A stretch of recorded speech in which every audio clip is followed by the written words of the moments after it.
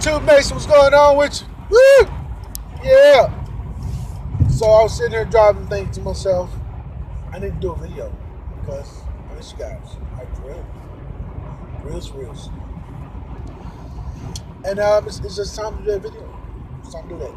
So in this video, this is one I want to talk about. I want to talk about how I want to help the hood. How I want to help the hood with my skill set, how limited it may be, how I want to help the hood. First, we got to denote the problems that are in the hood. Try to break it down and make it real basic. We know there's not a lot of economic opportunity in the hood at all. Period. It's just the way it is. That's part of it. When folk can't work or there's not an opportunity to get work, without having to take a bus or even worse, take a car. Because sometimes you can find a great job, but trying to get there by bus might take you 2-3 hours just to get there. You go to work and you get home and you got kids, it's not going to work out. So the best you might be able to find is a job that pays something, but nowhere near enough for you to maintain a even not so impoverished way of living. And that's just real. That's just the truth about it. So we got to look at their standpoint too. There's not a lot of opportunities that pay well that may be close by. Typically, there aren't. Two, let's deal with the mindset of the hood. I keep hearing, there's kids that are lazy, that don't want to do it. You got that. But it's parents from somewhere. There was just never a time where black folks just up and said, as a collective, we just want to be lazy and don't work without it coming from somewhere. There's a root cause to everything. And you got to go back. You got to keep going back. Once you perpetuate something negative, every generation is going to become more pronounced. So if you ever get one time in the collective of black minds of not wanting to work or not wanting to work as hard, the next generation is going to be worse. The next generation is going to get worse and worse and worse until you get to this point, until you get to the mindset where I just don't want to do nothing at all. I expect to have this amount of money and be able to do this, and somebody need to give it to me. I believe part of that is because we don't have the proper home structures no more. We don't have men that are stepping up. I'm talking about as a collective, as a whole. We don't have enough men stepping up and saying, I'm going to be a father. I'm not saying you got to necessarily be the mother of a child, but be a father. Call your son. Go see your son. Call your daughter. Go see your daughter. Now, there's some single fathers. Let's deal with that. And you got sons and daughters who are longing for their motherly love and attention. And you think, well, I'm just a mama. It ain't going to affect them now.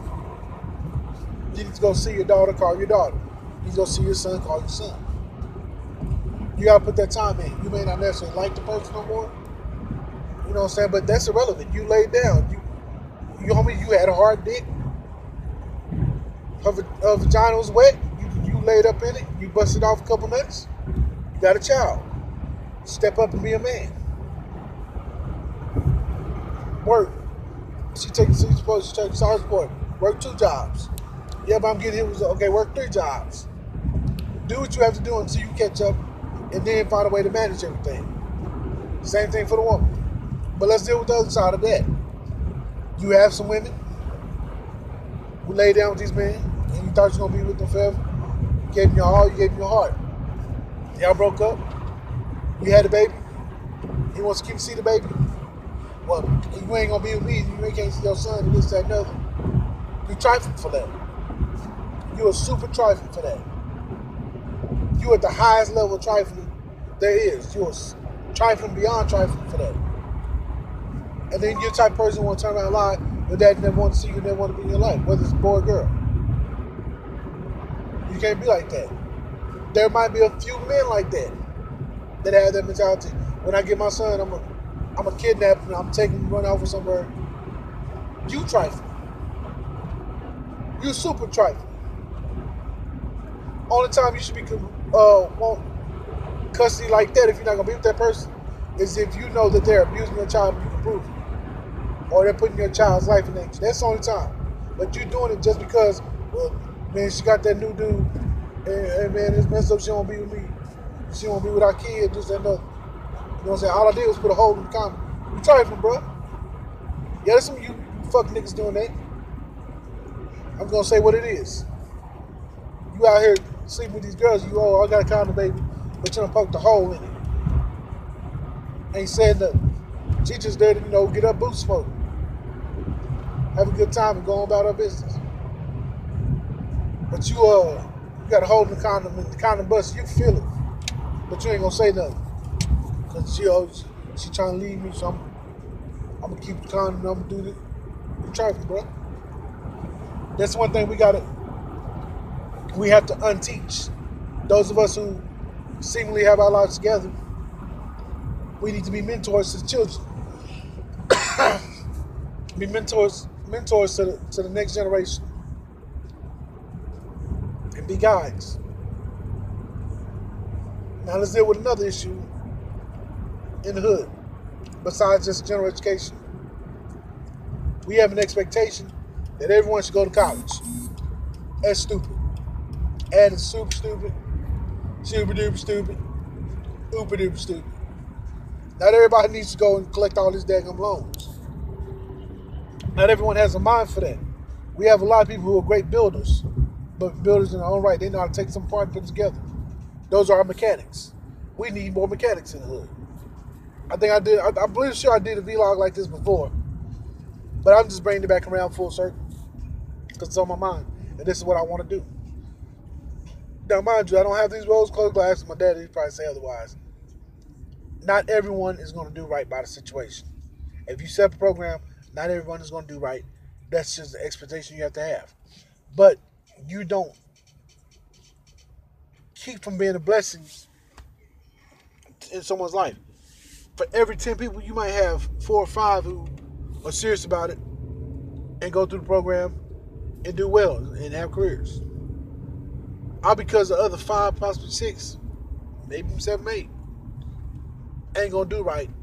You don't take away this opportunity because that one person, you change their life and they got 2, 3 kids, maybe 4 or 5 kids. You might get 2/3 of those, or 2/3, maybe 3/4 of those children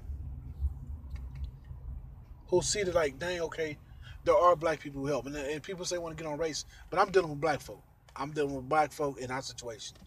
As a whole, the Mexican American or Latino American community does well. They cut from one another. They keep their money in house and they build together. Asian American community do the same thing. The Middle Eastern American community, the Indian American community, they do the same thing for the most part. If you look at the vast majority of them, and the percentage, you take them all together, you'll notice that as a community, they work together, they build, and they're doing all right financially. I'm speaking about black folk, because we want to say, oh, well, it's not about our color. Well, we doing pretty bad. We don't build this community.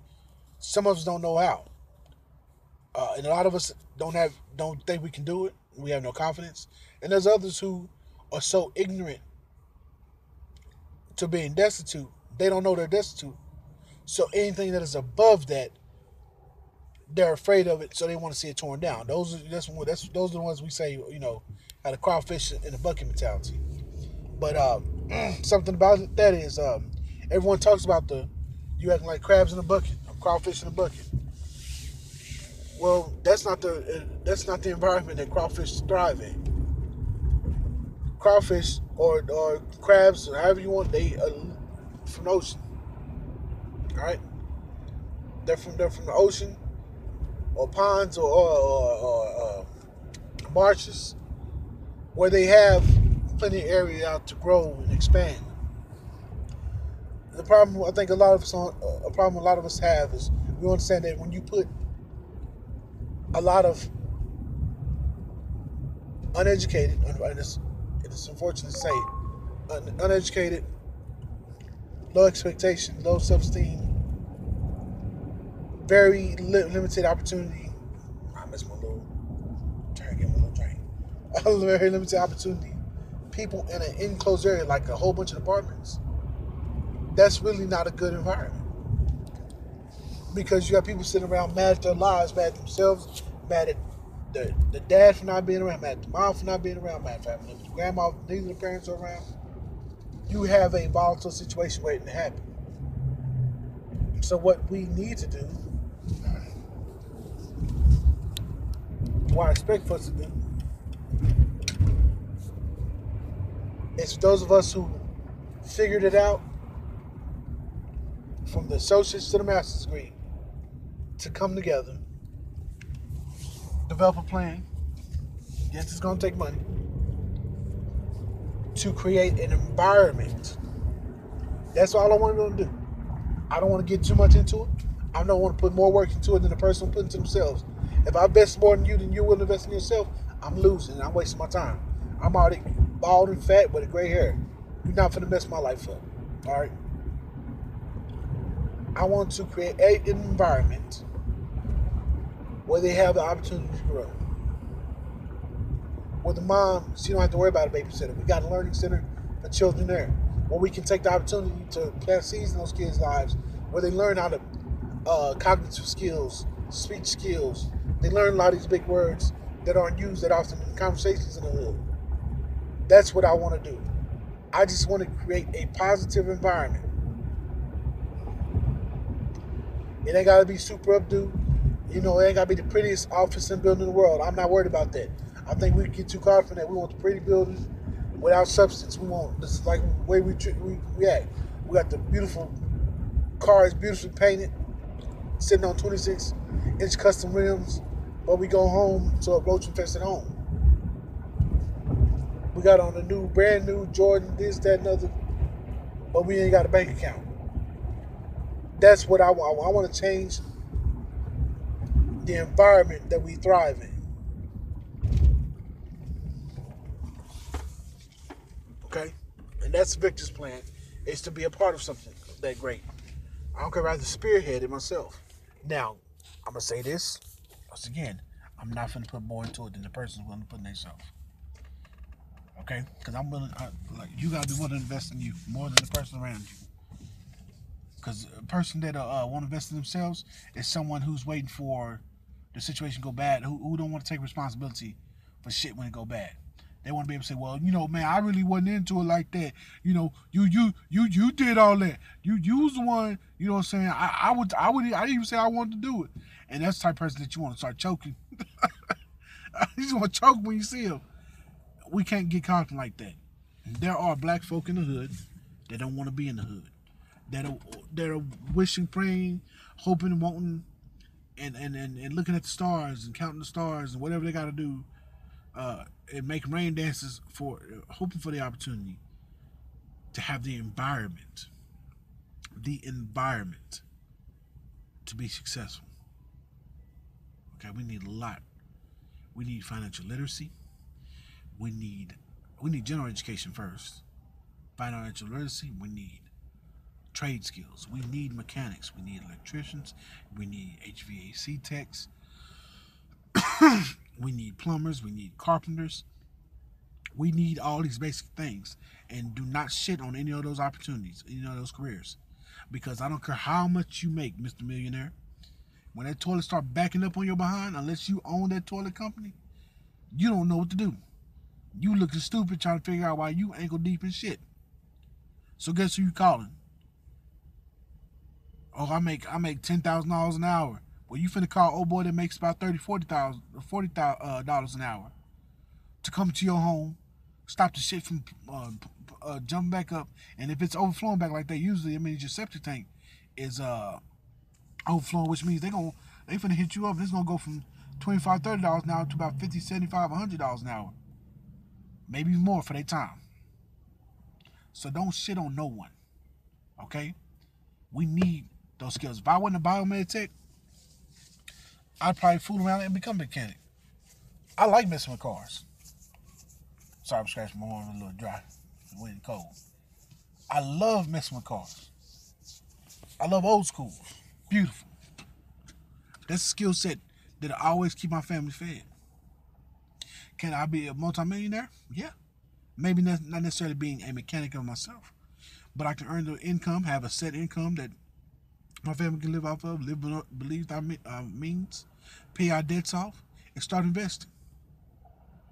You can be an electrician and an investor at the same time. You can be a plumber and an investor. You can be HVAC tech and an investor.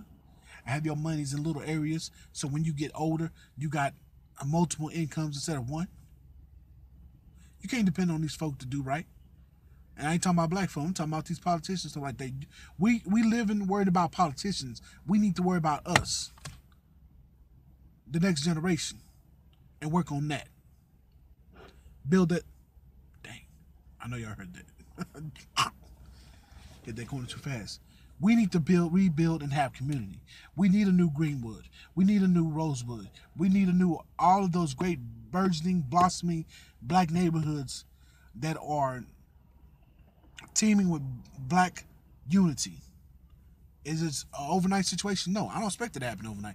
This is something that's going to take years. I might be dead and gone before it truly comes to fruition. But it'd be stupid of me or foolish of me to think that sit around and wait for anybody else to do it. I'm not going to do that. I'm going to build. There are toys I'm looking at online. And thank God that my mindset has changed on certain things. I don't want my kids to have regular toys. I want them to have the toys that are going to promote a certain type of learning and give them a certain skill set. Now, will it mean my children will be book smarter than me as far as books and stuff like that? Yes, it will. Yes, it will. I'm not scared of that. I'm not scared of it at all. My job, my responsibility is to build a legacy. My father gave me a skill set. He gave my brother a skill set. He made us do. He made us get out there and be men. And so my responsibility is to create a foundation so my boys, they can be men. My daughter, she can be a woman.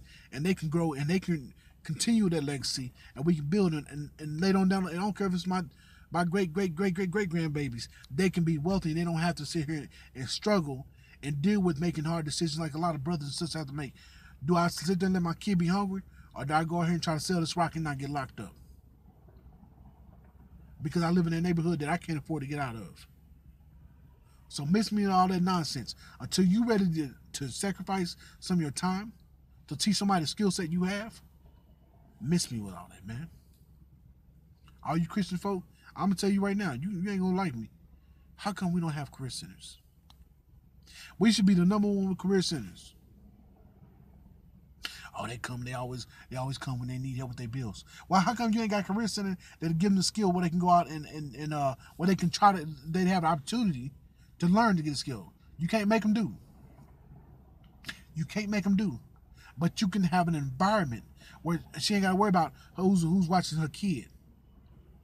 That's how a lot of that goddamn molestation happen. Because mama's trying to learn and she's trying to build herself up, but she don't know who's watching the kid, and they're getting touched on, and she got to stop because she got to deal with that situation. We all quick to stand on the sideline. That's another problem I have with Christianity. Christianity is so quick to stand on the sidelines and watch the stuff go down instead of dipping in the bud before it happens. And they say, well, see, if they was with God, Negro, ain't that what you there for? Ain't you supposed to be an ambassador for the Lord, for your Jesus? Huh? That's what you're supposed to be there for. I feel like I'm closer to God now than I'm now let go of all that religion crap. I'm starting to see like, dang, Vic, you used to talk down on people.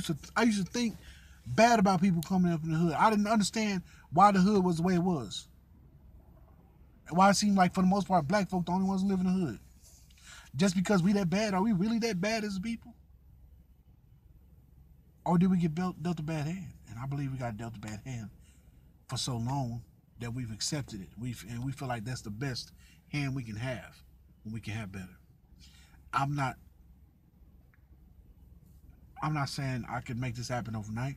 I'm not going to try to. You're not, like I say, y'all ain't finna put me in the grave early. I already bald. And I'm already fat. Okay? I got enough on my plate with that. But if I can help create an environment for a few black folk that'll take the opportunity and do something amazing with it, yeah, I'm going to get burned along the way. I'm sorry. You're going to get burned along the way. But if I can help a few black folk that'll end up helping a few black folk, then mission complete. Mission complete. And I can show my boys that. And they understand the importance of that. And then they turn around and they help other folk. And they do the same thing. And they be a blessing in little kids, other kids' lives. They may not have the parents. And we start becoming a community. Instead of living our lives growing further and further apart, we start coming back together. When we love our own, protect our own. Or is everybody going to come? No. No, not everybody's going to come. Does everybody need to come? Not yet. Some folk ain't ready, probably never will be. But those of us who are ready, who can do, make a serious change, make a serious difference, yo, let's get on it. I'm so ready.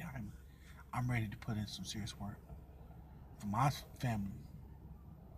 But while I'm putting in work for my family, reach out and touch another child's life.